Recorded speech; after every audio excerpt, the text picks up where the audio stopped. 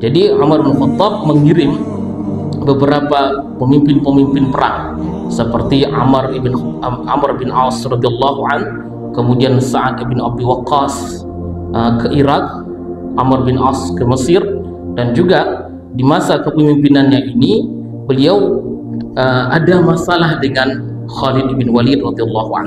Kita tahu bahwa Khalid ini sangat dipercaya memimpin peperangan. Di zaman Rasulullah SAW dia memimpin perang, bahkan sebelum Islam itu dia yang menjadi pemimpin perang dan menaklukkan pasukan kaum muslimin, mengalahkan Rasulullah SAW ketika dia menjadi muslim. Kemudian dialah diangkat menjadi panglima pemimpin perang untuk zamannya Nabi. Dipercaya banyak peperangan yang dia pimpin, seperti peperangan orang-orang murtad diperangi, kemudian yang mengaku Nabi juga dia sebagai pemimpin, dan sukses semuanya. Seluruhnya sukses, tidak pernah mengalami kekalahan satu kali pun, tak pernah. Bahkan Nabi itu dikalahkan sama dia. Nah, suka Rasulullah SAW, suka umat Islam suka dengan dia. Kemudian juga Abu Bakar, seluruh umat Islam itu seolah-olah mengandalkan kehebatan Khalid bin Walid radhiyallahu anhu. Tapi Umar, jamaah sekalian, di sini kalau kita lihat, kana Umar yuraqibul ulata muraqabatan syadidah. Umar bin Khattab itu orangnya sangat ketat sekali, keras, tegas, dan ketat. Bukan hanya dalam masalah keuangannya, politiknya, tetapi dalam masalah agama juga. Dia tidak hanya sekedar mengurusi yang mana miskin, yang mana tidak, tetapi masalah akidahnya umat Islam diurusi juga. Strategi politiknya itu dikaitkan dengan akidah. Contohnya yaitu ketika Khalid bin Walid memimpin peperangan, umat Islam itu menggantungkan kemenangan itu pada Khalid. Udah nampak seperti itu, seolah-olah Khalid bin Walid ini sani'un nasr, dialah yang membuat kemenangan itu Khalid bin Walid. So, tak ada kekalahan kalau pemimpinnya Khalid, dia menang gitu.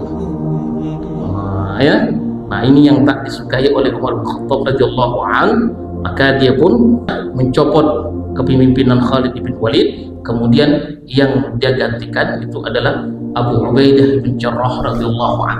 Para ulama melihatnya di sini, katanya sebenarnya Umar tidak ada dengki, iri, ataupun dia ini dahulunya ada masalah-masalah pribadi. Ketika jahiliyah ini, Umar dengan Khalid bin Walid ini orang kuat, ya, terkuat di kaumnya itu. Pada saat mengendarai kuda, pertandingan kuda, ya pokoknya dua tokoh inilah yang sering memenangkan. Tapi yang paling sering menang itu Khalid bin Walid. Umar itu dendam kepada Khalid, sebab zaman jahiliyah itu sering kalah, maka berimbaslah pada kepemimpinannya itu. Bukan itu, Umar bukan masalah itu, yang masalah remeh-remeh seperti tadi. Yang ditakutkan adalah masalah akidah umat Islam itu. Sebab umat Islam sudah menggantungkan kemenangannya kepada Khalid bin Walid radhiyallahu anhu. Nah, ini Umar, para ulama mengatakan Khalid bin Walid dicopot disebabkan Khalid ini keras juga. Dia keras, tegas, kemudian punya kebijakan sendiri. Nah, kemudian Umar juga seperti itu, sama-sama keras. Jadi kalau ketemu, ini kan tak bagus seperti itu. Dua pemimpin dalam rumah tangga pun gitu kan Pak, ya. So, bapaknya keras, emaknya keras, anak mau kemana kira-kira. Maka harus ada yang mengimbangi, ya. Nah, itu mengimbangi, yaitu Umar bin Khattab keras. Nah, harus diimbangi siapa nih? Maka di situ isyarat Nabi SAW itu kepada Abu Ubaidah bin Jarrah radhiyallahu anhu. Kata Nabi, "Likulli ummatin aminun wa aminu hadhihi ummah Abu Ubaidah bin Jarrah."